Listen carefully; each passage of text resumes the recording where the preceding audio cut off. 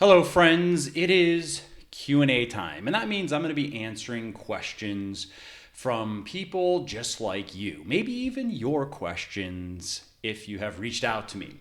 And if you'd like me to answer your questions both directly to you and maybe on a Q&A episode as well, then you got to reach out to me. And the best way to do that is to email me. Mike@muscleforlife.com is the easiest way to reach me. I get a lot of emails, and so I run 7 to 10 days behind, but you will get an answer from me. And if your question is something that many other people are asking about or is just interesting, something that catches my eye and makes me think, hey, that'd be good for a Q&A episode, then I may also answer it publicly in a Q&A episode.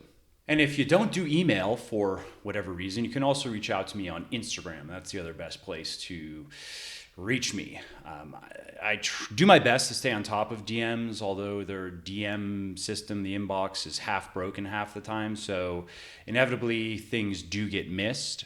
But if you DM me, there is a fairly good chance you'll get a reply. There's a fairly good chance I'll see it and be able to reply right then. And so there you go. My handle on Instagram is Muscle for Life Fitness. And if you don't want to DM me, if you would like to email me, you can still come follow me on Instagram because that's good too, right?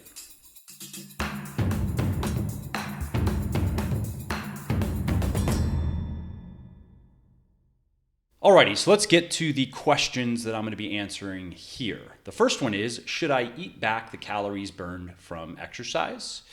The next one is, should I eat more on the days I work out? And the next one is, how quickly can I lose fat without losing muscle?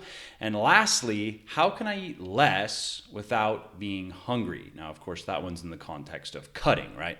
All right, so let's start at the top. Should I eat back the calories that I burn from exercise? And my simple answer to that is no.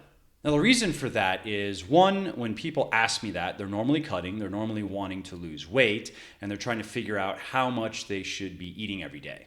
And when that's the case, and somebody asks me this question, what it almost always means is they don't quite understand what they're doing. They don't quite understand how weight loss works.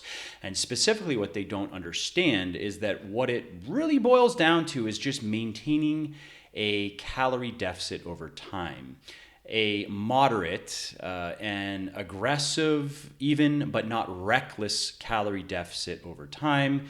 That's what drives weight loss. That's what drives fat loss. Now, how you get there doesn't really matter, of course. It doesn't matter if you have a meal plan or just wing it. It doesn't matter if you track your intake on the fly using an app like MyFitnessPal, or just eat intuitively and know that your calories are quite a bit under your calorie intake is quite a bit under your calorie expenditure.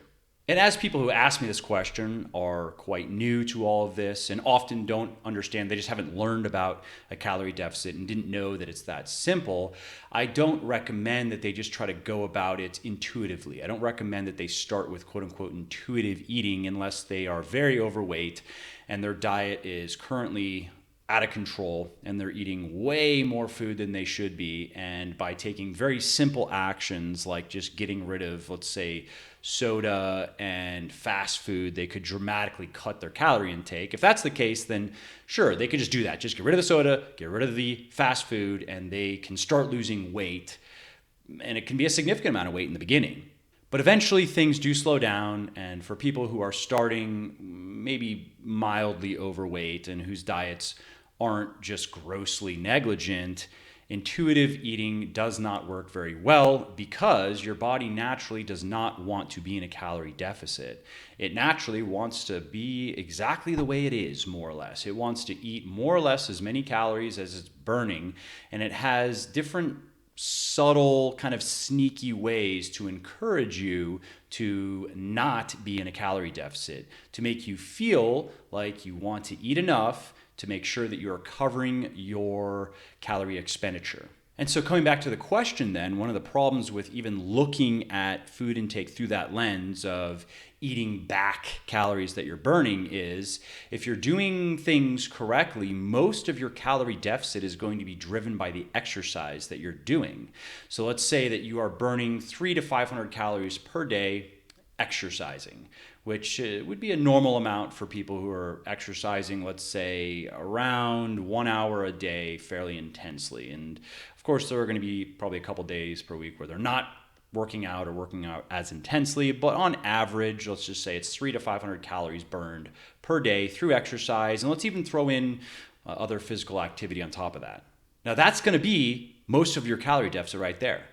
You really don't want to be pushing more than a 500 calorie deficit on a daily basis, because that's when you can get into the danger zone. That's when you can risk muscle loss. You're going to deal with more problems related to hunger and cravings. It can get pretty miserable pretty quickly if your calorie deficit gets significantly above 500 calories, your daily calorie deficit. And so then what that means is if you were to eat back a lot of or most of the calories you're burning through exercise, really what you're going to be doing is just erasing your calorie deficit, or you're going to be making it smaller and smaller to the point where it might not be enough to move the needle at all. Another problem with wanting to eat back calories when you are maintaining, let's say, so now you don't want to be in a calorie deficit, you just want to more or less have your intake match your output, is it can be hard to determine how many calories you're burning if you're really trying to break it down day to day. So if you're trying to determine exactly how many calories you burn on, let's say, Monday, and you think, oh, I burned about 300 calories through exercise, so I'm going to add that to my normal daily intake of my, let's say, basal metabolic rate plus a little bit more for just basic physical activity. And then on Tuesday, you train a bit harder, and now you're trying to estimate, okay, I think that was, let's say, 400 calories or so burned, maybe even 500 calories today, so I'll eat a bit more today, and so on. That can sound nice, but chances are you're just going to be wrong. It is easier to work with a formula that takes your basal metabolic rate or your resting metabolic rate and then gives you a multiplier based on how active you are, and that then gives you your average daily calorie intake that you should shoot for. If you go a bit below or a bit above, that's okay, but on average, or you could look at it even in weekly, if you take that daily average, multiply it by 7, and that's more or less where your weekly calorie intake should fall, and how you get there in terms of the day-to-day is less important. That's just it's a more practical and it's a more effective way to regulate your calorie intake than to try to customize your intake to your daily activities. And oftentimes when people ask me about it, they are using something like a Fitbit or a similar device to supposedly determine how many calories they're burning, but what they don't realize is those devices can be wildly inaccurate. I've written about this, I've spoken about this. I mean, research shows that they can be wrong by up to like 50%. So don't eat back calories from exercise. Don't think about your calorie intake in that way. There's really no benefit to it. Instead, think about maintaining a good sized calorie deficit when you're wanting to lose weight, and maintaining a proper average daily calorie intake when you're wanting to maintain weight, or you can even look at it in terms of a weekly calorie intake. For me, that would be something around probably 20,000 calories a week is more or less my maintenance, something around 2,800 to 3,000 calories per day. I know that's my maintenance based on my current activity level. Okay, next question. Should I eat more on the days that I work out? And the answer here is probably not. There's no major advantage to doing this, to cycle your calories. Calorie cycling, you may have heard that before, and I've recorded, I believe it was a podcast, an audio-only podcast that you can find in my podcast feed, or if you're on YouTube, you can find it somewhere in my channel. Just search for calorie cycling. And there is a place for it, but not for most people. It's really for more advanced weightlifters who are lean bulking and maybe maintaining, but really trying to push themselves in the gym and squeeze every last ounce of gains out of their genetics. And I guess endurance athletes, maybe you could make a case for eating more on the days that you train if you're doing heavy endurance workouts, but most of these people are usually sucking down calories during those workouts anyway, so they're naturally already eating more on those days just to get them through their long, grueling workouts. So it's not necessary then, in most cases, to add even more calories on top of what they're already drinking down or eating down during the workouts.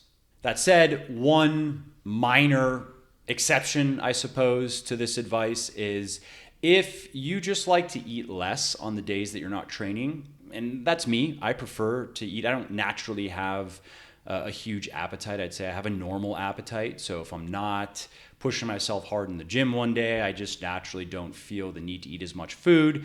And so I eat less on the days that I don't work out than I do work out. And if you're the same way, and especially if you are an experienced weightlifter, you've gained a lot of the muscle and strength, or most of the muscle and strength that's available to you, and you understand that it doesn't matter so much anymore, the little details, because you just don't have much left to gain, then sure, eat more on the days you train, eat less on the days that you don't train, again, if you enjoy it more that way. But if you are newer, let's say if you're in your first 3 years of proper weightlifting and you still have a lot of muscle and strength that you can gain, you're going to do better just eating the same amount, more or less the same amount of food every day based on whatever it is you're trying to do. So if you're cutting, again, just determining approximately how many calories you're burning on any given day using, there are a number of different calculators out there. You can find a couple over at legionathletics.com. For weight loss in particular, we just put up, it was an article that was there previously, but my team and I just did a pretty extensive update to it, and it's a weight loss calculator. It's pretty nifty. So if you check that out, that'd be a good calculator for weight loss in particular. If you want to learn about lean bulk, you can search about that as well, and there'll be a calculator there. And if you want to learn about your total daily energy expenditure, how to calculate that and then manipulate it, you can search for TDEE. We have a number of calculators and tools over at the blog at Legion. And so anyway, the best way to go about it is determine your approximate number of calories burned every day. And then if you want to lose weight, eat 300 to 500 calories per day below that on average. If you want to just more or less stay where you're at in terms of body composition, shoot for that number as your average daily intake. And if you want to maximize muscle and strength gain but minimize fat gain, shoot for about 10% more calories than you burn on average on any given day. And again, just eat the same amount, more or less the same amount of calories every day. It just makes it simple and it works. Okay, next question. How quickly can I lose fat without losing muscle? And this is a good question because that's really what we want to achieve, right? When we say we want to lose weight, we don't just want to lose weight. We want to lose fat and not muscle. We want to improve our body composition. And there's only so much fat that our body can burn per day, period. Because this is a mechanical process. We can't lose 5 pounds of fat in a day, no matter how active we are. And what happens is when you surpass your body's ability to burn fat to meet its energy needs, to meet the demands that you're putting on it, it will start burning more and more muscle for that energy. It doesn't want to burn muscle. It would prefer just to burn fat, but if you push your body further than it can go on just burning fat, that's the next fuel source it'll turn to. Now, how much fat can your body burn through every day and every week without having to turn to muscle? Now, you've probably heard the general rule of thumb of 1 pound of fat loss per week. That should be your goal, and to get there, you should use a calorie deficit of something around 20%. And that's decent advice, and that's generally going to be the case for most people. For most people who just have a bit of weight to lose, they're not very overweight, they're not very lean, they're just normal overweight, they can keep themselves in a calorie deficit around 20%, so they can eat about 80% of the calories they're burning every day. And again, we're talking about average daily here. We don't have to try to get into specifically every day, making sure it's exactly, or trying to make sure it's exactly 20%. No, we're just working with higher level averages. So if they do that, they're going to lose around a pound of fat loss per week. But we do know that people who are quite overweight can lose quite a bit more fat than that without losing muscle. And we know that people who are quite lean, wanting to get very lean, are going to lose less than that. They're going to have to target for losing less than a pound of fat per week to maintain, or at least maximally maintain, muscle. Why is that? Well, a study that was conducted by Professor Seymour Alpert at the University of New Mexico lends insight into this. So in this study, Seymour went through a bunch of weight loss studies to look at how fat loss was connected to muscle loss. So to look at how much fat and how much muscle people were losing when they dieted. And what came from this is what Alpert believes is the maximum amount of calories the body can extract from fat per day. And that is 30 calories per pound of body fat per day. Now, what this allows you to do then is to determine approximately how big of a calorie deficit you can maintain to maximize fat loss while minimizing muscle loss. So take me, for example. I weigh 195 pounds right now. I'm about 10% body fat. So let's say that's 20 pounds of fat, 20 times 30, 600. So theoretically then, I could maintain about a 600 calorie deficit if I were cutting, daily deficit, and be able to lose fat quickly, but not muscle. Now, what does that mean in terms of fat loss? Let's say weekly fat loss. Well, if I were to maintain a 600 calorie deficit 7 days per week, that's a 4,200 calorie deficit for the week, a weekly calorie deficit. And as we know that a pound of fat contains somewhere around 3,500 calories, I'd be looking at slightly more than a pound of fat loss per week. And so then according to Alpert's research, that is what I should shoot for. That should be my target, about a pound of fat loss per week. And if I do that, then I will retain as much muscle as possible. I may not be able to lose no muscle, depending on how long I'm cutting for and how lean I'm looking to get, and also how I manage my calorie deficit as I get leaner, because as I lose fat, the size of my calorie deficit has to shrink as well. But I can say from personal experience, having dieted down to pretty low body fat levels a number of times, if you do it right, the muscle loss is so negligible. I mean, I couldn't tell if I lost any muscle. I lost maybe a little bit of strength over the course of a couple months on my big lifts, but you'd expect that. And I looked great by my standards. So if I did lose any muscle, it wasn't enough for me to care. I should also mention that Alpert's findings and recommendations are in line with other researchers like Dr. Eric Helms, who is on the scientific advisory board for my sports nutrition company, Legion Athletics. And according to his research and his experience, not only with himself, but having coached many, many, many natural bodybuilders, the weekly rate of weight loss to shoot for should be 0.5% to 1% of body weight per week, based on how lean you are starting out. The leaner you are, the less you should be looking to lose every week. Now, you apply that to me, and I should be much closer to the 0.5% of body weight per week than 1%, just because I'm already fairly lean. And so again, it comes out to somewhere around a pound of fat loss per week, maybe a little bit more by Eric's recommendations, which again are right in line with Alpert's. And just quickly, I mentioned this tool earlier, but I'm going to mention it again because it's cool and it's useful. If you want to learn more about how quickly you should be looking to lose weight, how many calories you should be eating every day to do that, how long it's going to take to reach your target body weight or target body fat percentage, head over to Legion Athletics and check out the weight loss calculator, or just search online for Legion weight loss calculator and it will come up. Okay, the final question for this Q&A, how can I eat less without being hungry? Something I get asked fairly often from people who are cutting. And the best way to do this, the best way to reduce hunger is to change your diet.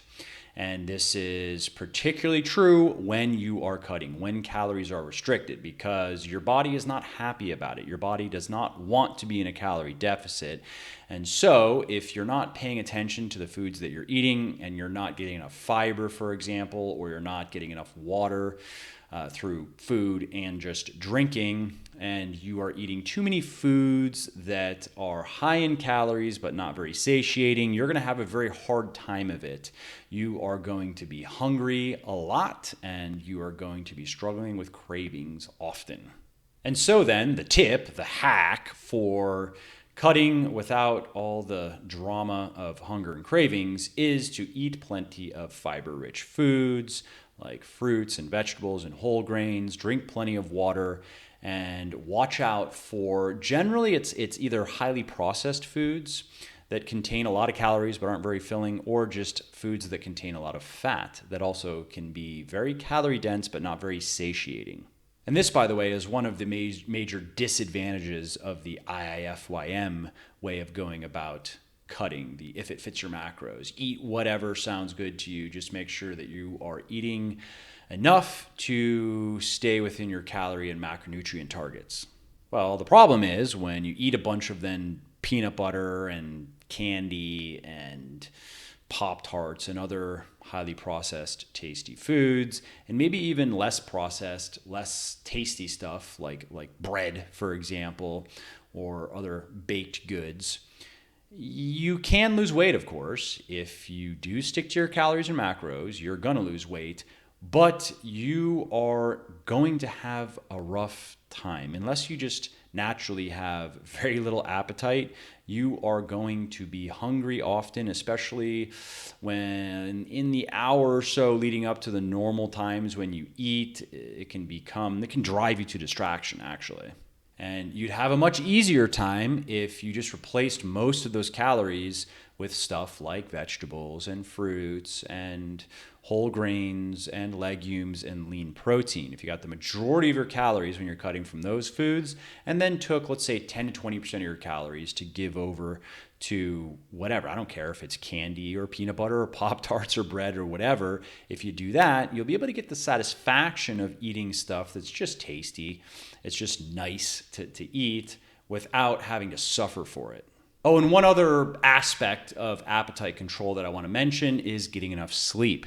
This is a critical part of it and an often overlooked part of it. If you do not sleep enough, you are going to generally be more hungry. This has been shown in a number of studies, and it has been shown to impair weight loss because when people are hungrier, they tend to eat more, and that, of course, then diminishes or even eliminates calorie deficits altogether. And on the other side of the coin, if you sleep enough, you will not only have better appetite control, you will not only feel fuller from the foods that you eat and have less of a desire to eat food, you will also retain more muscle while you cut. So make sure that you are sleeping enough. Shoot for 8 hours per night, at least 8 hours in bed per night, because you might need a little bit less, you might need a little bit more, but 8 hours is a good sweet spot for most people.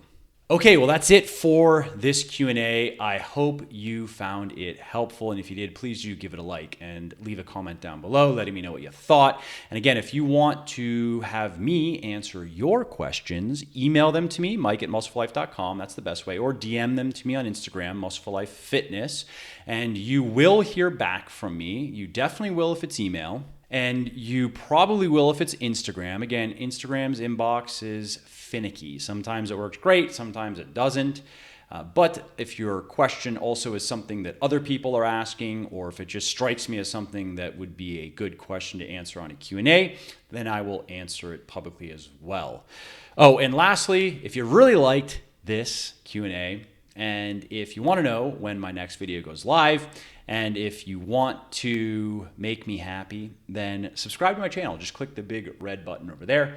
It's free, of course. Then click the bell, and YouTube will notify you when the next video goes up. So that's it for now. I hope to see you in the next video.